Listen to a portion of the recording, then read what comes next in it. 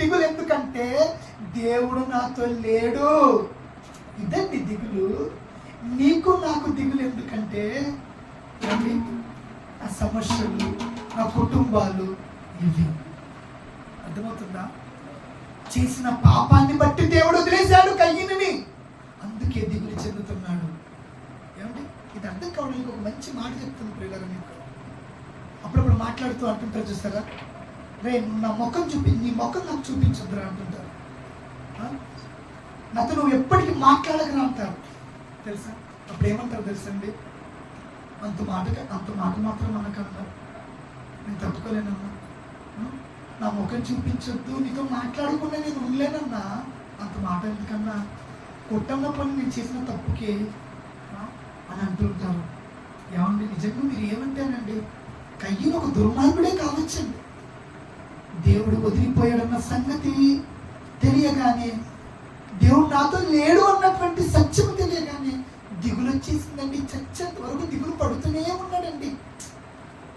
నా దేవుడు నాతో లేడు, వెళ్ళిపోయాడు. నేను దేవుడి సన్నిధి దగ్గర లేను, వెళ్ళిపోయాడు. ఏమండి, మనం ఎప్పుడైనా మన దేవుడు మనతో ఉన్నాడా లేదని ఇప్పుడు క్వశ్చన్ చేసుకున్నామా ప్రియులారా? దేవుడి సన్నిధి దూరం అయితేనే భక్తిహీనుడు తట్టుకోలేకపోయాడు. కొన్ని ఆదివారాలు అయితే చర్చిలే మానేస్తాం మనం. ఏమంటే ఈరోజు చర్చికి రాలేదు, వీక్ ఆఫ్ ఇవ్వలేదన్నా, అన్నా ఈరోజు రాకపోతే జీతం కట్ చేస్తున్నాడు అన్నా. అవునా, ఏం బాబా ఈరోజు రొట్టె ద్రాక్షరసం తీసుకోలేదు, ఇవి ఇవ్వలేదన్నా. ఎంత ఈజీగా చెప్పేస్తావు ఏంటి నువ్వు? ప్రభు సన్నిధి దూరం అయిపోయిందని కయ్యని బాధపడ్డాడు. రొట్టె తీసుకోలేదని, ద్రాక్షరసంలో చెయ్యలేదని నీకేది ఏడుపు? ధీమాగా ఉంటావు మళ్ళీ తెలుసా. ఏమ్మా రొట్టె తీసుకొచ్చావా చర్చికి వెళ్ళి అడగవు, వస్తావు, తింటావు, పడుకుంటావు. చర్చి దూరం అయిపోయింది అన్నటువంటి బాధే ఉండదు మనకి. భక్తిహీనుడి కంటే తీసిపోయిన మనం చెప్పండి. దేశ దిమ్మరి నరహంతకుడికి దిగులు ఎందుకంటే నా దేవుడు లేడు నాతో. ఈరోజు నీతో దేవుడు ఉన్నాడనేది ఒకసారి గ్యారెంటీ ఇవ్వగలవా? ఆలోచించండి ఒకసారి. ఇదంతా అయిపోయిన తర్వాత ఇంటికి వెళ్ళిన తర్వాత ఆలోచించు, దేవుడు నాతో ఉన్నావా తండ్రి ఒక్కసారి అడుగు. ఏమయ్యా ఒక్క సాక్ష్యం చూపించు తండ్రి, ఎందుకు కొంచెం మా పిల్లడు అక్కడ చెప్పాడు, కొంచెం బెంగగా ఉందయ్యా నాకు, నువ్వు నాతో ఉన్నావనడానికి ఒక్క రుజువు అడగండి. పోనీ మనం ఇలాంటివి అడగమండి తెలుసా. చర్చి దూరం అయిపోతేనే బాధపడం మనం. నిజం ప్రియులారా, ఈరోజు ఆ చర్చ్ అంటే ప్రభు సన్నిధి అన్న రొట్టె ద్రాక్షరసమైన మంచికి చీప్ అయిపోయినాయి. ఇదిగో కయ్యనుకున్నటువంటి బుద్ధి కూడా ఈరోజు క్రైస్తవులకు లేదు. అందుకే మీరు క్రైస్తవులా, మనం క్రైస్తవులను ఎందుకు అడిగాం తెలుసా? మనకెందుకు దిగులు లేని చేతులు ఎత్తండి అయ్యా అని ఎందుకు అడిగాను తెలుసా? మనము క్రైస్తవులము, భక్తులం, మనము ప్రభువును ధరించుకున్న వారం, మనకెందుకు దిగులు ఉండాలి? క్రీస్తు మనతో ఉన్నాడన్న ధైర్యం మనకు ఉండాలి. నాకు లేదన్నా దిగులు అని చెప్పాలి తెలుసా. ఒక భక్తిహీనుడు ఎందుకు దిగులు పడ్డాడు? పాపము చేశాడు, దేవుడు వదిలేసి వెళ్ళిపోయాడు. ఈరోజు మనం ఎన్నో పాపాలు లెక్క కడితే లెక్కకు మించినవి ఉన్నాయి. ఆకాశాన్ని అంటుతున్నాయి మన పాపాలు, నిచ్చినేసాం మనము.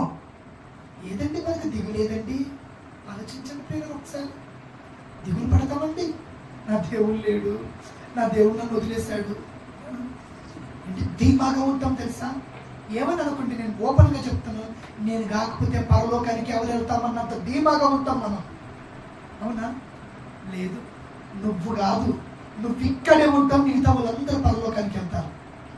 నిజం ప్రియులారా, అంత మొండి ధైర్యం వద్దు. దేవుడు వదిలేశాడేమో ఒకసారి చూడు. ఎందుకు వదిలేస్తాడు తెలుసా? ఎందుకు దిగులు పడాలో తెలుసా? దేవుడు నీతో లేకపోతే దిగులు పడు. చేసిన పాపాల కోసం దిగులు పడు. దీని గురించి దిగులు పడకుండా, భర్త కొట్టాడని, భార్య బాగోలేదని, ఆర్థిక సమస్యలు, ఆ ఒంట్లో బాగోలేదని, ఆధార్ కట్టలేదని, పెళ్ళి అవ్వలేదని, ఉద్యోగం రాలేదని, ఏంటి తలకాయ నొప్పులన్నీ? పాపాల చిట్టేమో పెరిగిపోయింది. నీ పాపాల చిట్ట చూసి నిన్ను ఎప్పుడో వదిలేసి వెళ్ళిపోయాడు. ఏమి కనీసం భయం లేకుండా ఉందా మనకు? వెళ్ళిపోయాడండి, దేవుడు లేడు మనతో. గిజ్జను ఉన్నాడు. పాపం మిద్యానీయులందరూ ఇశ్రాయేలు ప్రజల్ని చాలా నానా అవస్థలు పడుతున్నారు. తిండిని అన్ని దొంగలించుకొని వెళ్ళిపోతున్నారు మిద్యానీయులు. ఈయనేమో గానుగు చాటున గోధుమలు జల్లుకుంటున్నాడు. పాపం దేవుడు వచ్చాడు, నాయన మిద్యానీయుల చేతిలో నుండి ఇశ్రాయేలు ప్రజలందరినీ రక్షించాలి నాయన, నువ్వు రా నాయన బయటికి, ఏం పిరుకోలాగా కూడా నువ్వు బలపరాక్రమము కలిగిన వాడు కదా గిజ్జను అంటున్నాడు. నువ్వెవరు అయ్యా? నేను దేవుణ్ణి అయ్యా. అవునా, మీరే దేవుణ్ణి అనడానికి నేను మేము 3 పరీక్షలు పెడతాను, ఓకేనా మరి మీకు? మీరు నాతో ఉన్నారా లేదనడానికి 3 పరీక్షలు పెడతాను, మీకు ఓకేనా? ఏంటి దేవునికి పరీక్ష పెడతావు నాయన? ఓకే నాయన, పెట్టు పెట్టు పెట్టు, ఓకే ఓకే. ఇదిగో చుట్టూరు మంచి పడాలి, మధ్యలో మంచి పడకూడదు. ఎంత సిల్లి పరీక్షలు పెడతారు తెలుసా ప్రియులారా? చిన్న పిల్లడితో ఆడుకుంటారు చూస్తారా, అలా ఆడుకుంటున్నాడు. లేదు, మధ్యలో మంచి పడాలి, చుట్టూతో మొత్తం పొడిగా ఉండాలి. గొర్రెబొచ్చు మీద మాత్రం మంచి పడాలి, చుట్టూతో పొడిగా ఉండాలి. ఓకే ఓకే, ఇప్పుడు నమ్ముతాను. దేవుడిని పరీక్ష పెట్టుకున్నాడు, నాతో ఉన్నాడనేది చెకింగ్. ఏమండి ఈరోజు మనము ఏమంటే అంత ధైర్యంగా ఉన్నాం మనము? రోజుకి ఒక తప్పు కాదు, కొత్త కొత్త కొత్త కొత్త కొత్త తప్పులు చేస్తూ ముందుకు వెళ్ళిపోతున్నాము. చాలా ధైర్యంగా ఉంటున్నాం. లేడయ్యా బాబు దేవుడు లేడు, దిగులు మాత్రం లేదు మనకు. చేసిన పాపాల కోసం దిగులు చెందుతామా ప్రియులారా మనం? లేదండి, లేదు. ఏమంటే ఒక భక్తుని చూపిస్తాను ప్రియులారా ఇప్పుడు. అతని పేరేంటో తెలుసా? సంసోను గారు. సంసోను గారు ఫిలిస్తీన్ స్త్రీని చూస్తాడు, వివాహం చేసుకోవడానికి వెళ్తాడు. అప్పుడు అమ్మా నాన్న అంటారు, ఏనాయనా మన దగ్గర పిల్ల లేదని వేరే వాళ్ళ దగ్గరికి వెళ్తామని ఆయన అని అడుగుతారు. నేను చేస్తే ఆవిడ్ని చేయండి అని అడుగుతారు, వెళ్తాడు. ఒక రోజు వస్తుందండి, నీ బలం ఎక్కడుంది అని అడుగుతుంది అమ్మగారు. పాపం మాటికి మాటికి మాటికి మాటికి అడుగుతుండడంతో అయ్యగారికి విసుగొచ్చి, నా బలం నా జుట్లో ఉండే బాబు, ఎందుకే తలగా నొప్పి, నాకు ప్రాణం విసిగిచ్చేస్తుంది ఆ మాట చెప్పేశాడు. చెప్పేగానే ఏమండి సంసోను గురించి వ్రాయబడిన ఒక మాట, చాలా అద్భుతమైన మాట ఈ సందర్భంలో బైబిల్లో చూపిస్తాను. ఏంటి 16వ అధ్యాయము న్యాయాధిపతుల గ్రంథము, ప్లీజ్.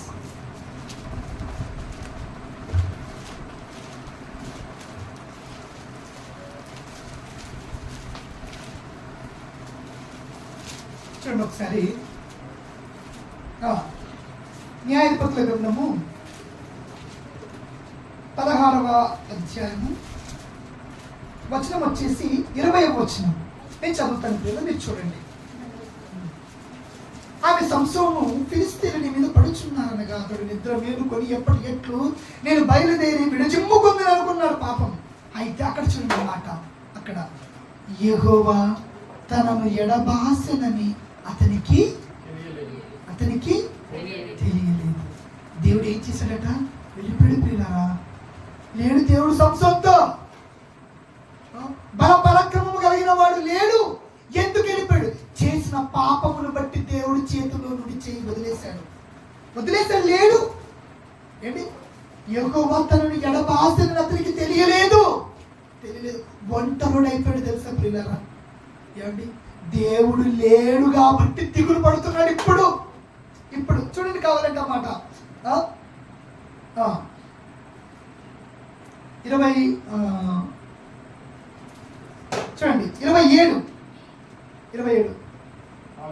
ఆ గుడి స్త్రీ పురుషులతో నిండి ఫిలిస్తీన్ సర్దారులందరూ అక్కడ ఉండిరి.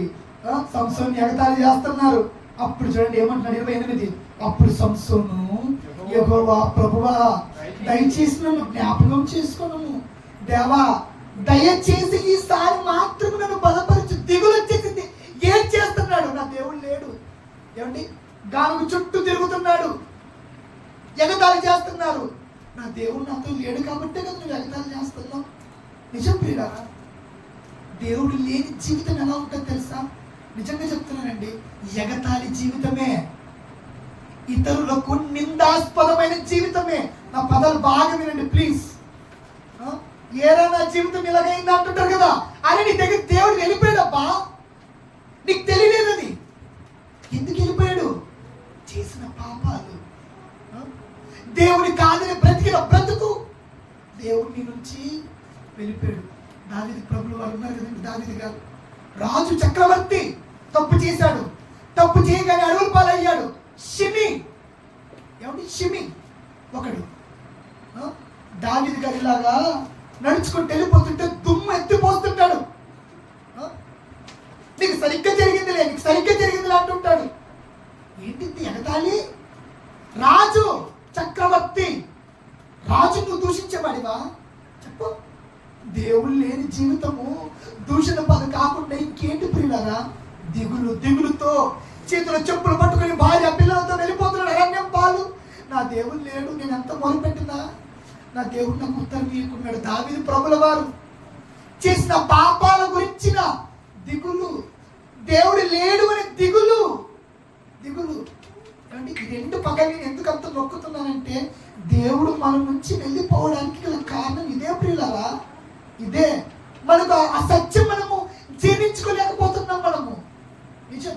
సంసోను గారు చూసావా, దేవా ఈ ఒక్కసారి నన్ను జ్ఞాపకం చేసుకో తండ్రి, ఒక్కసారి నా దగ్గరికి రాయ్యా, తట్టుకోలేకపోతున్నానయ్యా నేను. ఆ తర్వాత నీ ఇష్టమైతే నన్ను ఒక్కసారి బలపరచయ్యా వేడుకుంటున్నాడండి. తెలుసా ఏమండి, దేవుడు వెళ్ళిపోతే ఎలా ఉంటుంది ప్రియులారా తెలుసా? ఒకసారి పరిశీలించండి. ఒకసారి భక్తుడు ప్రియులారా, భక్తుడు దేవుడు ముఖం తిప్పేసి తీసుకున్నాడు. దేవుడు లేడు. సంసోను, సౌలు తెలుసు కదండి మీకు, సౌలు గారు ఇశ్రాయేలీయులను ఏలిన మొట్టమొదటి చక్రవర్తి. అతని జీవితం చూడండి ఒకసారి. సమూయేలు మొదటి గ్రంథము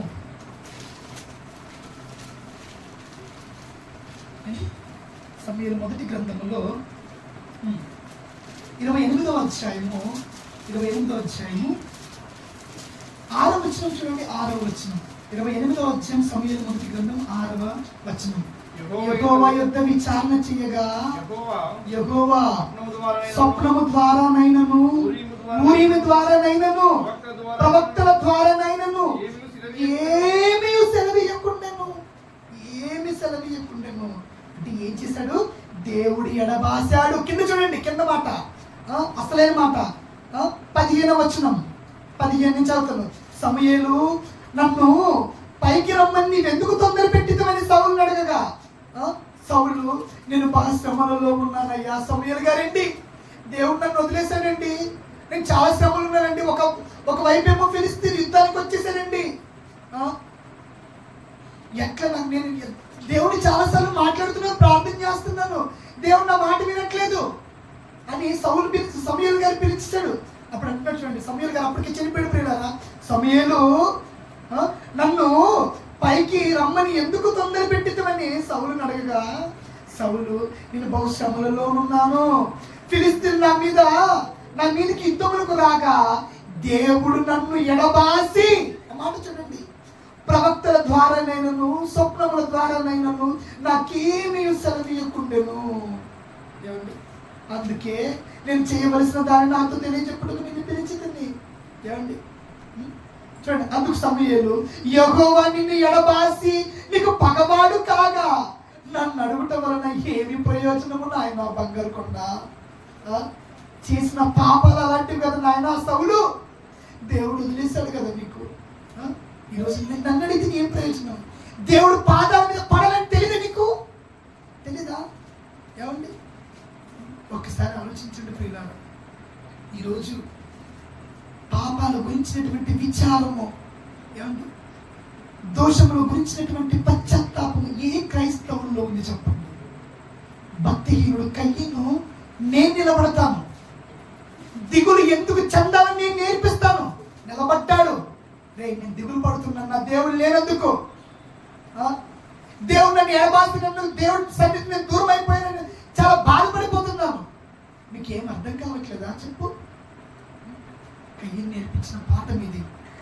ప్రేమైన దేవుని వాళ్ళు ఒకసారి ఆలోచించండి. చాలా పొరపాట్లు చేస్తామండి. మీరు ఏమంటారండి? ఆ పొరపాట్లన్నీ దిద్దుకోవడానికి ఇచ్చాడండి బ్రతుకు. ఎందుకు రావాలండి యేసుక్రీస్తు ప్రభుల వారు? తాను పుట్టినది మొదలుకొని 33.5 సంవత్సరాల వరకు ఒక విషయం కోసం ఎదురు చూస్తూ బ్రతికాడు తెలుసా? ఒక విషయం కోసం. ఒకసారి చూడండి, ఆ మాట ఒక్కటి చూపించి నేను ముగించేస్తాను. యోహాను సువార్త 12వ అధ్యాయము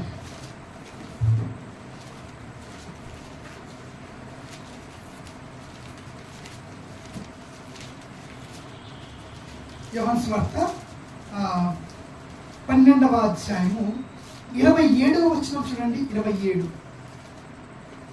ఇప్పుడు నా ప్రాణము కలవరపడుచున్నది, నేనేమందును? తండ్రి, ఈ గడియ తపస్తింపకుండా నన్ను తప్పించుము. అక్కడ చూడండి, ఒక మాట రాయబడింది, అయినను ఇందుకోసరమే నేను ఈ గడియకు వచ్చి తిని. ఇందుకోసరమే ఈ గడియకు వచ్చాను నేను. ఇన్నాళ్ళు నేను ఎదురు చూసిన గడియ ఏంటో తెలుసయ్యా? ఇన్నాళ్ళు ఎందుకు నేను ఇంతవరకు ప్రాణంతో ఉన్నానంటే మీకోసమేనండి. నా కొడుకుని చూసి చనిపోవాలి నేను అంటది అమ్మ. ఇప్పటి వరకు 33.5 సంవత్సరాల వరకు నేను ఎదురు చూస్తుంది దేనికోసం అంటే దేనికోసమంటే ఇదిగో ఈ గడియ కోసమే. ఏముంది ఆ గడియలో? ఏముంది ఆ గడియలో? ఏముందంటే నా ప్రాణము పోయే గడియ, నా దేవుడిని సంతోషపడిచే గడియ. మళ్ళీ చెప్తాను, ఈ గడియలో నా ప్రాణం పోవడానికి నేను ఎదురు చూస్తున్నాను. నా ప్రాణం పోతే నా తండ్రి సంతోషపడతాడు. నా ప్రాణం భిక్ష వలన అనేకులు మారుతారు. వాళ్ళు మారితే వచ్చేది నా తండ్రి ఆనందం. ఈ గడియ కోసమే నేను ఎదురు చూస్తున్నాను. ఈ గడియ కోసం నా ప్రాణము ఒక వ్యక్తి యొక్క పాపాలు తీస్తుందంటే ఈ రోజు చనిపోతాను నేను. ఎప్పుడు వచ్చింది ఆ గడియ? ఆ గడియ ఈ రోజా, రేపా, ఎల్లుండా? ఏమండి ఆలోచిస్తున్నాడు తెలుసా? రాలేదు ఇంకా గడియ. ఆ గడియను ఆయనే క్రియేట్ చేస్తున్నాడు. శిష్యులారా ఒకసారి రండి, ఇట్లా చెప్పండి అయ్యా, చెప్పండి, మీ దగ్గర ఉన్న బట్టలన్నీ అమ్మేయండి అయ్యా బాబా, అమ్మేసి కొంచెం కత్తులు కొనండి. ఏ కత్తి ఎందుకు కొనమంటున్నావు నువ్వు? కత్తి కొని వరలో పెట్టుకొని నా ఎంబడి రండి అయ్యా. ఎందుకయ్యా ఇలా చేస్తున్నావు నువ్వు? నీలో మీరు కత్తులు కొని నా వెంబడి తిరిగితే అక్రమార్కులలో ఒకడుగా నేను ఎంచబడతాను. ఎంచబడితే నన్ను తీసుకుని వెళ్తారు. తీసుకుని వెళ్తే నేనేమవుతాను? చనిపోతాను. నేను చనిపోతే నీకేమొచ్చింది? ఏమండి, నీకు ప్రాణ రక్షణ వచ్చింది, నీకు నిత్య జీవం వచ్చింది, పాపాల నుంచి నీకు విముక్తి వచ్చింది. ఆ గడియ ఎంత ఆలోచన ప్రియులారా తెలుసా? యేసుక్రీస్తు ప్రభుల వారు కేవలం మన పాపాల కొరకే అంత క్రూరమైన చావు. ఇంకా 50 సంవత్సరాలు బ్రతకాలేమో. గడియ కోసం ఎదురు చూడటం, ప్రాణం తీయించుకోవడం, పెట్టడం కోసం ఎదురు చూస్తున్నాడంటే ఏంటండి? అయినా మనకు కనీసం చీమ పుట్టినట్టు కూడా లేదు. అవునండి, చేసిన పాపాల విషయంలో, దోషాల విషయంలో ఎవరండి ఏడుస్తున్నాం చెప్పండి? ఎవరండి ఏడ్చేది? అంటే ఈటర్ ముట్టుకొని నా స్నేహితుడు చనిపోయాడంటే ఈటర్ని ఇంకొకసారి ముట్టుకోవడానికి జీవితం ఉన్నంత వరకు ఆ ఈటర్తో స్నానం చేయవు నువ్వు. ఐరన్ పెట్టుకుంటూ షాక్ కొట్టి మా బంధువులు చనిపోయారంటే మళ్ళీ ఐరన్ పెట్టుకో నువ్వు కదండి. బాల్ తగిలి చనిపోతే బాల్ మరలా ముట్టుకోవు నువ్వు. అవును కదా. నీ చేసిన పాపము కొరకు క్రీస్తు చనిపోయాడు. అబద్ధం ఆడినందుకు క్రీస్తు చనిపోయాడు. వ్యభిచరించినందుకు క్రీస్తు చనిపోయాడు. ఏమండి, ఇతరులను ప్రేమించినందుకు క్రీస్తు ప్రభుల వారు చనిపోయాడు. మరి వాటి కోసమే చనిపోతే ఇంకా వాటిని చేస్తూ ఉన్నాం కదా. హీటర్ ముట్టుకొని నీళ్ళలో ఉండి హీటర్ ముట్టుకొని చనిపోయిందని హీటర్ నువ్వు ఎప్పుడు పట్టుకోవు కదా నువ్వు. మళ్ళీ నేను చనిపోతానేమోనని. అవునా? నా పాపము కోసం క్రీస్తు చనిపోయాడని తెలిసి మరలా ఆ పాపం ఎందుకు చేస్తాను? అర్థమవుతున్న పిల్లలు వద్దండి, దిగులు పడాలండి. నిజంగా చెప్తున్నానండి, చాలా చాలా దిగులు పడాలండి. దేవా నన్ను క్షమించు దేవా, నా పాపాల విషయంలో కొంచెం నాకు పశ్చాత్తాపాన్ని అనుగ్రహించండి. ఏమండి, ఇదే సమయం ప్రియులారా, ఇదే సమయం. మన పాపాలు కడుక్కోవడానికి ఇంకొక రోజు లేదు. దేవుడికి నీకు మధ్య చాలా వివాదం ఉంది ప్రియులారా. మనం ఆలోచించట్లేదు, మనం దిగులు చెందట్లేదు. అందుకే ధీమాగా ఉన్నాం. ధీమాగా ఉండడానికి ఇది టైం కాదు ప్రియులారా. మీరు ఏమంటారండి? ఏమండి, సైరన్ మోగుతా ఉంది, మాటికి మాటికి. యువర్ అటెన్షన్ ప్లీజ్, దయచేసి వినండి. చెప్తుందా? దయచేసి వినండి. మాటికి మాటికి చెప్తుంది కదా. వచ్చేసాడు ప్రియులారా. ఆగింది. కొంచెం సర్దుకోవడానికి టైం ఇచ్చాడు. కొంచెమే. నిన్నే చనిపోవాలండి తెలుసా? ఏమండి, నిన్నే చనిపోవాలండి. లారీ యాక్సిడెంట్ అయిపోయి నిన్నే చనిపోవాలండి. హార్ట్ అటాక్ వచ్చి నిన్నటి వారం మళ్ళీ ఈరోజు బ్రతికిచ్చాడండి. ఎందుకు? కొత్త తప్పు చేయడానికి కాదు కదా, ఆ తప్పును ఒప్పుకోవడానికి. ఏమండి, అర్థమైంది అనుకుంటున్నాను. యేసుక్రీస్తు వారి యొక్క ప్రాణత్యాగాన్ని వృధా చేయకండి. చేతిలోనికి రొట్టె ద్రాక్షరసం వస్తూ ఉంటే, దేవా నా కోసం తండ్రి ప్రియకుమారుని బలిచ్చావు, నువ్వు నన్నంత ప్రేమించావా దేవా? నేను చేసిన వ్యభిచారాన్ని కాదండి అంతలా కొట్టావు, అంతలా కొట్టించావు. ఏదండి, రొట్టె విరుచుకొని తింటాం, పర్వాన్ని పీపల్ తాగేస్తాం, మర్చిపోతాం మళ్ళీ రేపటికి. ఆ రొట్టె ద్రాక్షరసంలో ఉన్నటువంటి వెయిట్ ఎవరికి తెలుసు అంటారు చెప్పండి? తీసేసుకొని ఇంకా ఇంకా ఇంకా ఇంకా పాపంలో మునిగిపోవని కాదు తెలుసా, పశ్చాత్తాపడిపోవాలి పిల్లరా. రాత్రి పడుకునే దగ్గరికి వెళ్ళేసరికి బెడ్ మీద కూర్చొని కన్నీరు మున్నీరు అవ్వాలి. దేవా, బట్టలే చెప్పుకుంటావా, హృదయాన్ని చెప్పుకుంటావా? దేవా, నన్ను ఒక్కసారి క్షమించు దేవా ప్లీజ్. నేను చేసిన తప్పులకు భూమి మీద ఎంత కొడతావో ఇక్కడే కొట్టు. లాస్ట్ అండ్ ఫైనల్ గా చెప్తున్నాను, నీ సన్నిధి నుండి నన్ను దూరం చేయక దేవా, నీ పాదాల మీద పడిపోతాను నేను. కొట్టు దేవా, ఎంత కొడతావు కొట్టుతాను. ఉదయ నేను చేసిన పాపాలన్నీ ఒప్పుకుంటాను. వీటి విషయంలో దిగులు పడకపోతే, ఏమండి, వీటి విషయంలో, దేవుడి విషయంలో, చేసిన పాపాల విషయంలో దిగులు చెందకపోతే ఒక రోజు వెళ్ళిపోతాం ప్రియులారా. ఎక్కడికి తెలుసా? పాతాళానికి, నరకానికి వెళ్ళిపోతాం. ఏమండి, పరదేశం వెళ్ళిపోతే ఎవరు వస్తారండి ఆహ్వానించడానికి? మాట్లాడండి, ఇది ఒక్క మాట మాట్లాడండి, ముగించేస్తాం. దేవదూతలు కదండి, రైట్. నరకానికి వెళ్ళిపోతే కూడా నీకు వెల్కమ్ చెప్పడానికి కొంతమంది వస్తారటండి. నిజంగా దేవదూతలు కాదండి. ఇంకా నువ్వు చనిపోయి పాతాళము లోకములో కళ్ళు తెరవగానే నిన్ను ఎదుర్కోవడానికి స్వాగత సత్కారాలు చేయడానికి వస్తాయండి కొంతమంది ప్రేతలు. వచ్చి ఏమంటారు తెలుసా? మీకు బాగా గుర్తుంది కదా, ఇప్పుడు చెప్తాను చూడండి విషయం. ఏమంటారట? వచ్చి రాగానే, ఏం బాబు చక్రి ఇక్కడికి వచ్చేసినట్రా, నువ్వు మా పోటీ వాడివైతివా? ఒక మాట. రెండో పాయింట్, ఏం బాబు నువ్వు కూడా మా వల్లే బలహీనుడు వైతివా? ఏమండి, నువ్వు మా పోటీ వాడివైతివా అనేది సరైన మాటే. నువ్వు కూడా మా వల్లే బలహీనుడు వైతివా? ఏమంటే తెలియకడుతున్నానండి. పాతాళ లోకానికి వెళ్ళిన వాడికి బలహీనత ఏంటండి? భూమి మీద బలహీనత ఉందంటే ఏమనుకోవచ్చు, రైటే కదా. అక్కడికి వెళ్ళిన తర్వాత బలహీనత ఏంటి బలహీనత? నువ్వు మా వల్లే బలహీనుడు వైతివా? ఏం జరిగింది? భూమి మీద అంటూ ఉంటాం కదండి, మా నాన్నగారండి నా బలం. మా నాన్న అంటే నాకు చాలా ఇష్టం. మా అన్నయ్య నా బలం. వాళ్ళిద్దరు చనిపోయారు అనుకోండి, ఏమంటారు? వాళ్ళ అమ్మ నాన్న చనిపోయినందుకు, వాళ్ళ అన్నయ్య చనిపోయినందుకు బలహీనుడు అయిపోయాడు రా కదా. ఏమండి, పాతాళ లోకానికి వెళ్ళినటువంటి మనము బలహీనులమైతిమా అంటున్న మాటలోని పరమార్థం ఏంటో తెలుసా? ఏం బాబు, నువ్వు కూడా మా వల్లే బలహీనుడు అయ్యావా? ఏ దేవుడు నిన్ను వదిలేశాడా? ఎంత పని చేసావు కదరా. బలవంతుడైన దేవుణ్ణి వదులుకున్నావేట్రా నువ్వు? ఆయన ఉంటేనే నువ్వు బలము, ఆయన నీ బలము. నువ్వెలా వదిలేసావురా తమ్ముడు? ఇక్కడికి వచ్చేసేవేంట్రా? వేరే ఎంత పని చేసావురా? భూమి మీద ఉండగా నెత్తి నోరు కొట్టుకొని పచ్చంతా పడకపోయావా? వెళ్ళిపోయే దేవుని తిరిగి రప్పించుకోకపోయావా? నీకు తెలీదురా, దేవుడు వదిలేసిన జీవితము మాది ఎలా ఉంది తెలుసా? రోజు ఏడిపే. పనులు కొనుక్కుంటున్నాము, ఎవరి మీద కోప్పడాలో తెలీదు. మా మీద మాకి అసహ్యంగా ఉంది. దిగులురా బాబు, భూమి మీద ఒక రోజుకి 2 రోజులు దిగులుకే కళ్ళు, చేతులు, ముక్కు అన్ని వాపులు వచ్చేసాయి. ఇక్కడ అస్సలు ఇక్కడ కన్నీళ్ళు ఆగట్లేదు.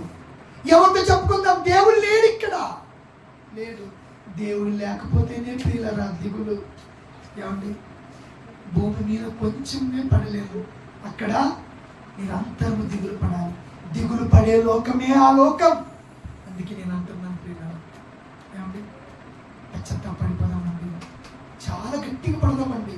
ఎంత ఏడుస్తూ ఉపవాసం ఉంటావా? ఉండు.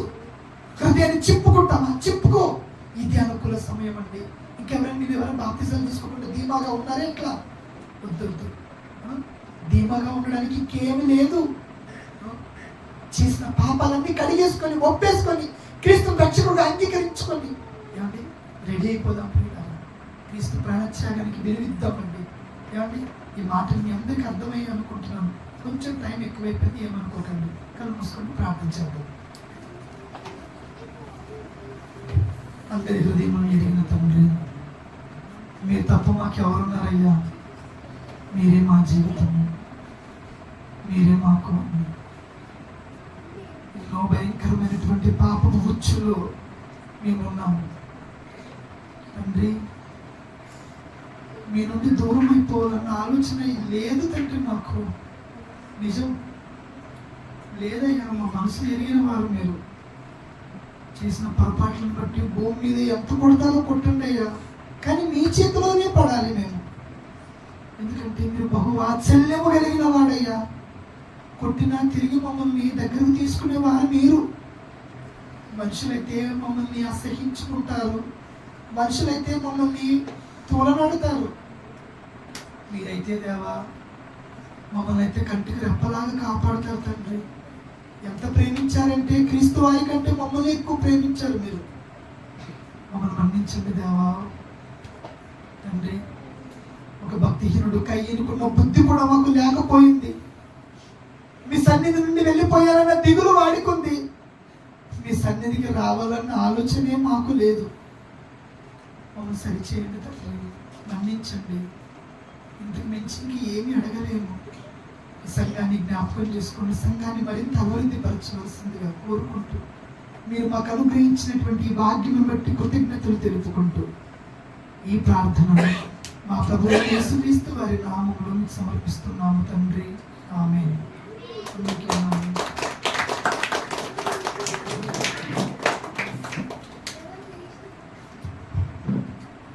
Thank you. ఇప్పటివరకు బైబిల్లో అనేక